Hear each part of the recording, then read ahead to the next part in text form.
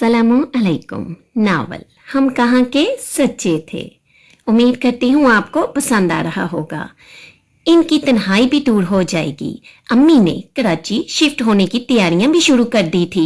एक शाम जब मैंने अम्मी को फोन किया तो रस्मी और मामूल की बातचीत के बाद उन्होंने मुझसे कहा था, असवद आज मुझे तुमसे बहुत अहम और जरूरी बात करनी है, इसलिए तुम मेरी बात को गौर से सुनना। अम्मी, मैं आपकी हर बात को गौर से ही सुनता हूँ। आप इस मामले में फिक्र न कीजिए और बात करें। मुझे तब तक अंदाजा नहीं था कि वो मुझसे क्या बात करना चाहती हैं, मगर इनके अगले जुमले ने मुझे हक्का बक्का कर दिया था। मैं अम्मी से तुम्हारे लिए मेहरीन का रिश्ता मांगने वाली हूँ। अम्मी, आप क्या कह रही हैं? मेरे सर पर तो जैसे क़यामत टूट पड़ी थी। मैं ठीक कह रही हूँ। शुरू से ही मेरा इरादा था कि मैं मेहरीन को अपनी बहू बनाऊंगी, मगर मैं चाहती थी कि तुम किसी काबिल हो जाओ तो मैं ऐसा कुछ करूं, और अब तुम इस काबिल हो गए हो और मेहरीन की तलीम भी मुकम्मल होने वाली है। अम्मी, मैं इसे कतन भी पसंद नहीं करता और ना ही मैंने कभी इसके बारे में ऐसा कुछ सोचा है। वो मेरे लिए मेरी सिर्फ एक कजन है और बस मेरी बीवी के मयार पर वो कतन भी पूरी नहीं उतरती। मैंने साफ और सीधे लफ्जों में अपनी नापसंदीदगी का इजहार कर दिया। कुछ देर तक दूसरी तरफ खामोशी छाई रही और फिर अम्मी ने कहा था, बचपन में तो तुम्हारी बड़ी दोस्ती होती थी इससे। बचपन की बात बचपन के साथ खत्म हो गई अम्मी जान। अब हमारे दरमियान इस किस्म का कोई ताल्लुक नहीं है। मगर इसमें खराबी क्या है?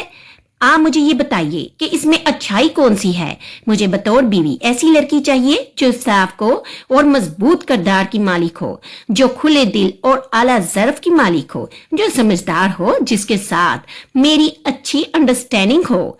और माफ कीजिएगा, आपकी बांजी में इनमें से कोई एक भी क्वालिटी मौजूद नहीं है। मुझे ये बात कहते हुए अफसोस हो रहा है, मगर ये सच है कि वो एक बुरे किरदार की मालिक लड़की है, जिसकी ना खानदान के बाकी इज्जत है ना खानदान में। और आपको पता नहीं किस जुर्म की सजा के तौर पर आप इसे मेरे सर पर थोपना चाह रही हैं। अम्मी ने मेरी बात सुनने के बाद कहा था, तुम इसके बारे में कुछ नहीं जानते। तुम्हें बहुत सी गलत फहमियां हैं इसके बारे में। तुम्हें पता ही नहीं है कि इसके लिए कैसे कैसे रिश्ते आ रहे हैं। तुम तो इनके सामने कुछ भी नहीं हो। ये तो मैं हूं जो जिद कर रही हूं कि इसकी शादी तुमसे हो जाए और वो मेरे घर में आए, वरना तो इसका रिश्ता अम्मी तय करने वाली हैं। मुझे अम्मी की गलत बयानी पर हंसी आई थी, और अगर ये जानती होती कि नानी अम्मी मेहरीन के लिए रिश्तों की कामयाबी के रोने मेरे आगे, वो अगर ये जानती होती कि नानी जान अम्मी मेहरीन के लिए रिश्तों की कमी के रोने मेरे आगे रो चुकी हैं, तो वो शायद कभी भी ये झूठ ना बोलती। ठीक है, अगर इसके लिए अच्छे रिश्ते आ रहे हैं तो मसला ही क्या है? आप नानी जान को कहें कि वो कोई भी अच्छा सा रिश्ता इसके लिए मुंतखब कर ले, मगर मेरा पीछा छोड़ दीजिए। मैंने इससे शादी नहीं करनी। मुझे अपनी मर्जी से शादी करनी है। ठीक है, फिर जहां तुम्हारा दिल चाहे शादी कर लो। मेरा तुम्हारा रिश्ता आज से खत्म समझो। उन्होंने ये कहकर फोन बंद कर दिया। मैं इनकी इस बात पर हैरान रह गया था। मैं सोच भी नहीं सकता था कि वो इस रिश्ते को लेकर इतना संजीदा है। मुझे मेहरीन पर बेतहाशा गुस्सा आया था। फिर मैंने बार बार अम्मी को फोन किया। हर दफा बेल बजती रही, मगर किसी ने फोन नहीं उठाया। शायद वो भी जानती थी कि मैं दोबारा फोन जरूर करूंगा। 20-25 बार रिंग करने के बाद मैंने तंग आकर फोन बंद कर दिया था।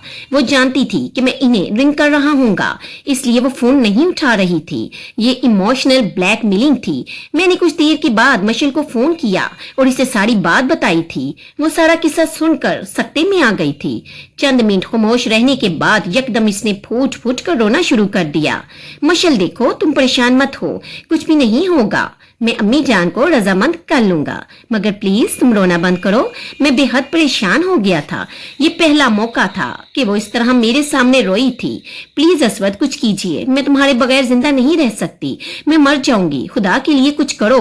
वो बिलकते हुए कह रही थी और मेरा दिल कट रहा था।